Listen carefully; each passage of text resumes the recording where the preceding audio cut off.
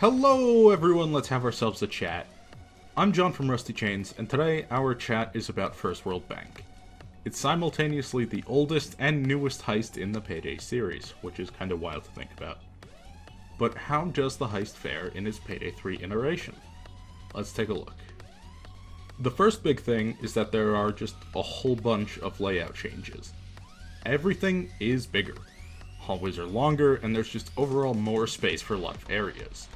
Now, on the left wing of the bank, there are a bunch more offices on the first and now on the second floor. The biggest change is behind the teller's office. There's a giant double staircase that goes to the upstairs back hallway between the two wings. This is huge, no pun intended. You can now get to any floor of the bank from any of the three main sections. This makes movement throughout the bank super connected. When you're on the upper floor, all three balconies are now connected as well, making even more room on the top floor and more avenues for stealth. Throughout all the wings on all the floors of this heist, there's enough air vents to make Bruce Willis blush, and on higher difficulties, they're stuffed with lasers. Now onto the objectives. Loud is pretty similar to what experienced heisters will know. Hack the manager's PC, drill the gate, thermite the counting room, toss the bags into the chute, and escape. You may not even need to go into the server room depending on your run. More on that later. The only major change to the objective loop for Loud is that the thermite now follows the same rules as No Rest for the Wicked. So putting in too much thermite at once, or letting the cops activate the switch, will turn on the sprinklers and slow the whole thing down. Now, the vault has some issues. When you drop in, there's no dozer spawns like in the previous games. Not a huge problem, but it does feel a tiny bit emptier without them. You've got 21 bags on this heist, which is a lot. Some of the most for a single heist in Payday 3. But the bags are your biggest enemy. See, on most heists, final charge begins when the minimum required loot is secured. On First World Bank, final charge begins when the minimum required loot is bagged. For this heist, that means as soon as you have picked up just 4 bags, you're in final charge. Now, the loot chute isn't terribly far from the vault, but the vault is still sunk in that small little area, and it's a huge room with 4 entry spots for police.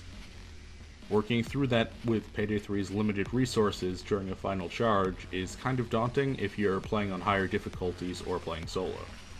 Let's talk about randomization real quick. We already talked about the thermite changes, and the drill on the mag gate has been replaced with the thermal drill, which requires its usual bags and oxygen tank setup. However, if you're unlucky, rather than them being in the server room, they'll spawn from a van outside, and then you need to go and get them outside in the street, and then thermite drops will come from bile later. This makes it a bit harder to get at, though not impossible since there are some statues creating decent cover outside. Now, even if you do get the inside spawn, you can't pick up the thermite bag and bring it to the vault until the objective is to set it up. This also necessitates another trip from the vault area.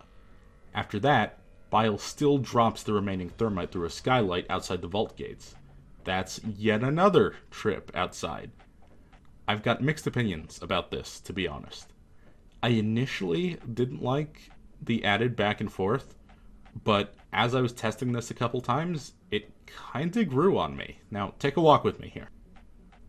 These trips there and back again through the vault, and probably 2 or 3 per run if you're playing solo, do chunk down your resources a bit. But the cover is placed well enough and the layout of the bank is smart enough that it still feels like a fair fight. People have said Payday 3 has been skewing easier, and that's true. This feels like more of a challenge than the last few heists we've had, without it being too frustrating. Aside from the solo play in the vault, at least. Honestly, this makes a really good case for Payday 3's attrition nature. I still don't enjoy that aspect a ton compared to Payday 2's arcade design, but this feels like the first time the level design really clicked with this in mind. It's ironic that the level that best supports Payday 3's identity is from Payday the Heist, which makes sense since Payday the Heist also had a good level of resource management. It once again raises the age-old question of why Starbreeze refused to learn from their history before going on to Payday 3. But I digress. That's it for Loud. So how does stealth work? Well, it starts out okay, and it gets progressively better as you move through the heist. The lobby section with the wings outside is fine, but fairly run-of-the-mill for Payday 3 stealth. You show up and find the inside man, marked by the polar bear on his desk, and also being the only person in his office. His office is a random spawn and can be on the left wing first floor, second floor, or the right wing second floor. He gives you a USB, which you take to the server room to wipe records of his system access. The server room is now also a random spawn, with the potential of appearing on the second floor of the left or right wings, or even off the cafeteria on the first floor of the right wing. Following this, you hack the manager's PC, and you guessed it, that office is now also a random spawn. It could be on the first floor of the left wing, the second floor, or the right wing. After that, it's off to the metal detectors. Standard deactivation process, same as Houston Breakout. You can get around all these lobbies and wings through the air vents I mentioned earlier, though those are full of flickering, motion detecting lasers on higher difficulties, and they can be kinda tricky. There's one in particular where you have to drop down, and as you fall the lasers can turn on, which cost me a few runs. Now once you're done with the metal detectors, actually entering the vault is similar to Golden Shark. You need to swipe a keycard on the door within a set amount of time, while a PC hack is ticking down. Now this is pretty hard on higher difficulties, where vault lasers pop up again. You'll see them in the hallway outside the vault room, the vault lobby, and around the vault door itself.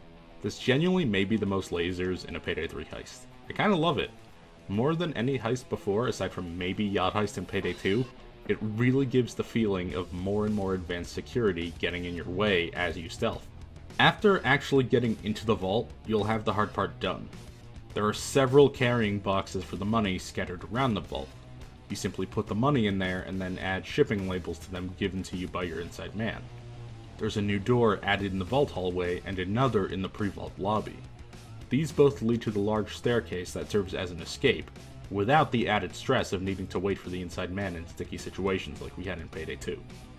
Once you get down to the garage in stealth, the money is loaded into an armored transport, and since the money is now addressed directly to you, the GenSec guard there will politely offer you a ride if your mask is off. For the first time in Payday history, you escape in an armored GenSec transport. So that's First World Bank. That's all of it. Which means we need to discuss the elephant in the room, or the lack thereof. Overdrill, the iconic Payday the Heist secret, which also returned in Payday 2, is absent entirely from this version of the heist. Starbreeze have said they chose not to implement it since most people only played Overdrill once, so they want to spend their development resources on something more exciting and fresh for Payday 3 that people would want to replay. I was skeptical about their claims that most people only played it once, since for years after it was discovered, you couldn't join First World lobbies in Payday the Heist without people practically begging it to be an Overdrill run. Now I don't think Payday 1 has that telemetry though, so the one per customer tracking could have come from Payday 2, which I think is a little bit more likely since you don't see as much Overdrill traffic in that game. Still, I don't think player traffic is the only reason this was absent for Payday 3.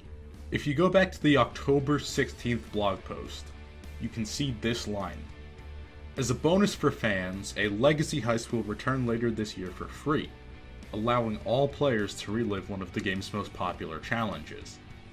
Now, everybody took this to mean Overdrill, and I think understandably so. Even reading it now, I don't see this referring to First World Bank as a whole. It's just weird that they would call it a challenge instead of a heist. I'm pretty sure it was planned at one point, back when that press release went out, and the constant scaling back of Payday's dev team and resources has forced a pivot to a new secret that will probably be smaller. I just hope the new one won't be too difficult to solve. Payday 2 and Payday the Heist had hundreds if not thousands of people working on their respective secrets. Payday 3 doesn't have that community. Payday 3 only has a few hundred players at a time. I don't think hundreds or thousands of minds with a penchant for ARGs are going to all come together and put their heads together for a new secret here. If Starbreeze wants it played frequently, I sure hope it's accessible. But yeah, A smaller secret makes sense to me since it would take less resources, and I'm skeptical that they have the staff right now to develop the secret for a future update, as well as start working on future heists. That's assuming, of course, that future heists are planned, but we don't know. The future of Payday is unclear, but for the past month, Starbreeze's investment, interest, and manpower on the game have all been steadily shrinking. That said, if First World Bank really is the last heist of Payday 3, it's a pretty solid way to go out. An imperfect, but still pretty great recreation of the place where it all began. And that's it for us today. Until next time, don't forget to spread the happy and stay rusty.